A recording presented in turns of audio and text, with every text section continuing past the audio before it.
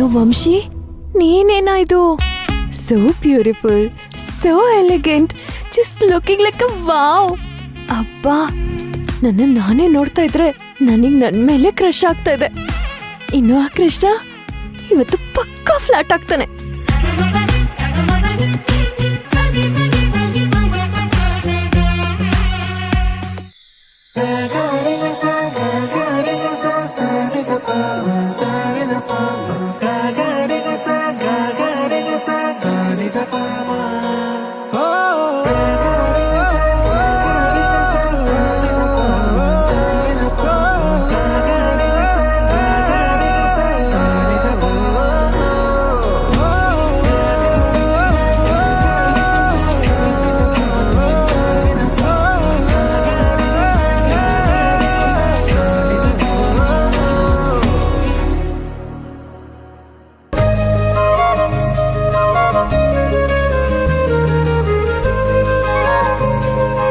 ಅಯ್ಯಯ್ಯೋ, ಕೃಷ್ಣ ನೋಡಿದ್ರೆ dining table ಮೇಲೆ ಊಟಕ್ಕೆ ಕೂರಲ್ಲ, ನಾನ್ ನೋಡಿದ್ರೆ ಎಲ್ಲ ಇಲ್ಲಿ ಜೋಡಿಸ್ಬಿಟ್ಟಿದ್ದೀನಲ್ಲ.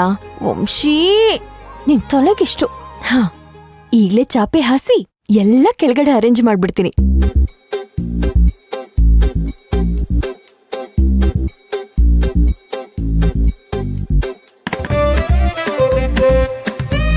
ಅಲ್ಲ, ಈ ತರ ನಾರ್ಮಲ್ ಆಗಿ ಊಟ ಬಡಿಸಿದ್ರೆ ಏನು ಫೀಲಿಂಗ್ಸೇ ಇರೋಲ್ಲ.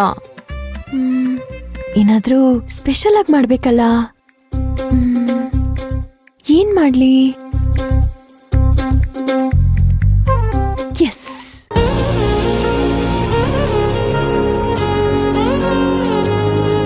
ಈ ಕೃಷ್ಣ ಡೈಲಿ ಇಷ್ಟೊತ್ತಿಗೆ ಹೋಟೆಲಿಂದ ಬರ್ತಿದ್ದ, ಇವತ್ ಯಾಕೆ ಲೇಟ್ ಮಾಡ್ತಿದ್ದಾನೆ? ಮನೆಯವ್ರೆಲ್ಲ ಹೊರಗೆ ಹೋಗಿದ್ದಾರೆ. ಒಂದ್ ವೇಳೆ ಅವನು ಇವತ್ ಮನೆಗ್ ಬರೋದಿಲ್ವಾ?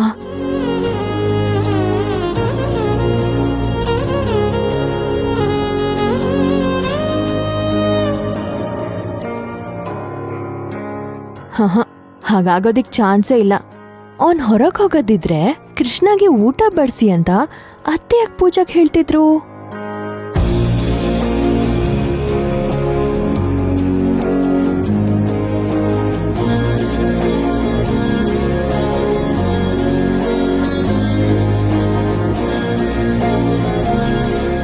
ನನ್ ಮನ್ಸಲ್ಲಿ ಅವನ್ ಮೇಲೆ ಎಷ್ಟು ಪ್ರೀತಿ ಇದೆ ಅನ್ನೋದನ್ನ ತೋರ್ಸೋದಕ್ಕೆ ಇದೇ ಸರಿಯಾದ ಸಮಯ. ನಾನು ಅವನ್ ಅನ್ಕೊಂಡಿರೋ ತರ ಹುಡುಗಿ ಅಲ್ಲ ಅಂತ ಪ್ರೂವ್ ಮಾಡಿದ್ರೆ ಇವತ್ತಾದ್ರೂ ಅವ್ನು ನನ್ನ ಮನ್ಸಾರೆ ಒಪ್ಕೋಬೋದು.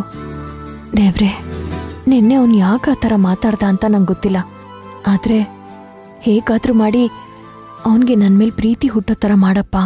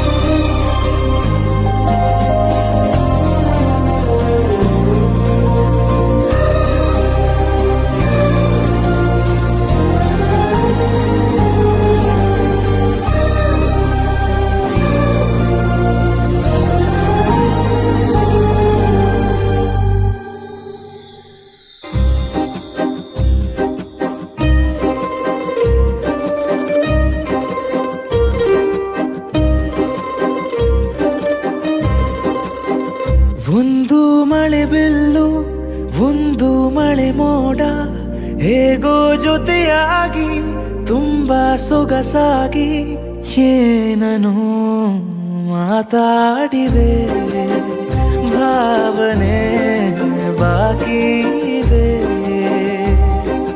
ತೇಲಿ ನೂರಾರು ಮೈಲಿಯು ಸೇರಿವೆ ಸನಿಹ.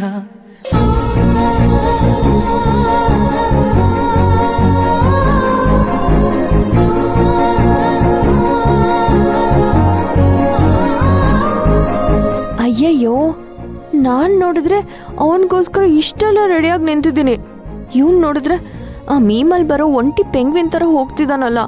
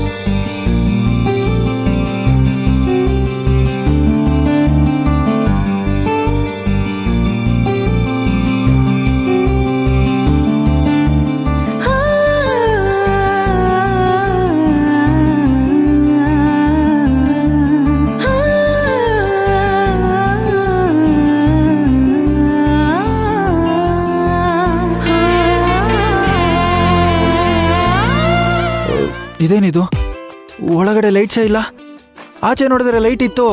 ಓ, ಫ್ಯೂಸ್ ಬಿಚ್ಕೊಂಡಿರ್ಬೇಕು. ನಾನೋಗಿ ನೋಡ್ಕೊಂಡ್ಬರ್ತೀನಿ. ಬೇಡ, ಲೈಟ್ಸ್ ಎಲ್ಲ ಆಫ್ ಮಾಡಿದ್ದು ನಾನೇ. ಅಪ್ಪ, ಅಮ್ಮ, ಅಕ್ಕ. ಮನೆಯಲ್ಲಿ ಯಾರೂ ಇಲ್ಲ, ಎಲ್ರೂ ಆಚೆ ಹೋಗಿದ್ದಾರೆ. ಸರಿ, ಊಟ ಮಾಡಲ್ವಾ? ನನಗ್ ಬೇಡ, ನನಗೆ ಇವತ್ತು ಹಸುವಿಲ್ಲ. ಹೊಟ್ಟೆ ಹಸುವಿಲ್ಲ ಅಂತ ರಾತ್ರಿ ಹೊತ್ತು ಹಾಗೆ ಮಲ್ಕೋಬಾರ್ದು. ಅತ್ತೆ ಬೇರೆ ಕೃಷ್ಣ ಬಂದ್ಮೇಲೆ ಊಟ ಬಡ್ಸು ಅಂತ ಹೇಳ್ಬಿಟ್ಟು ಹೋಗಿದ್ದಾರೆ. ಅದೆಲ್ಲ ಏನ್ ಬೇಡ, ನೀವಾಗ ಮಲ್ಕೊಳ್ಳಿ. ನಾನಷ್ಟು ಕಷ್ಟಪಟ್ಟು ಅಡುಗೆ ಮಾಡಿದ್ದೀನಿ, ಕೈ ತುತ್ತು ತಿನ್ನೋದು ಹೋಗ್ಲಿ, ಒಂದು ಟೇಸ್ಟ್ ಕೂಡ ನೋಡದೆ ಪರವಾಗಿಲ್ಲ ಮಲ್ಕೊಳ್ಳಿ ಹೋಗಿ ಅಂತಿದ್ದಾನಲ್ಲ. ನಾನು ನಿದ್ದೆ ಬರ್ಲಿ ಅಂತನಾ ಇದನ್ನೆಲ್ಲ ಮಾಡಿದ್ದು? ನಾನು ನಿನ್ಗೋಸ್ಕರ ಸ್ಪೆಷಲ್ ಆಗಿ ಅಡುಗೆ ಮಾಡಿ ಆಗ್ಲಿಂದ ಕಾಯ್ತಾ ಇದ್ದೀನಿ. ಸುಮ್ನೆ ಹೋಗಿ ಕೈ ತೊಳ್ಕೊಂಡ್ ಬಂದು ಊಟ ಕೂತ್ಕೋ, ಇಲ್ಲ ಅಂದ್ರೆ ನೀನ್ ಊಟ ಮಾಡಿಲ್ಲ ಅಂತ ಅತ್ತೆಗೆ ಹೇಳ್ತೀನಿ ಅಷ್ಟೇ. ಏನ್ ನೋಡ್ತಿದ್ಯಾ? ಹೋಗ್ ಕೈ ತೊಳ್ಕೊಂಡ್ ಬಂದ್ ಕೂತ್ಕೋ ಅಂದೆ.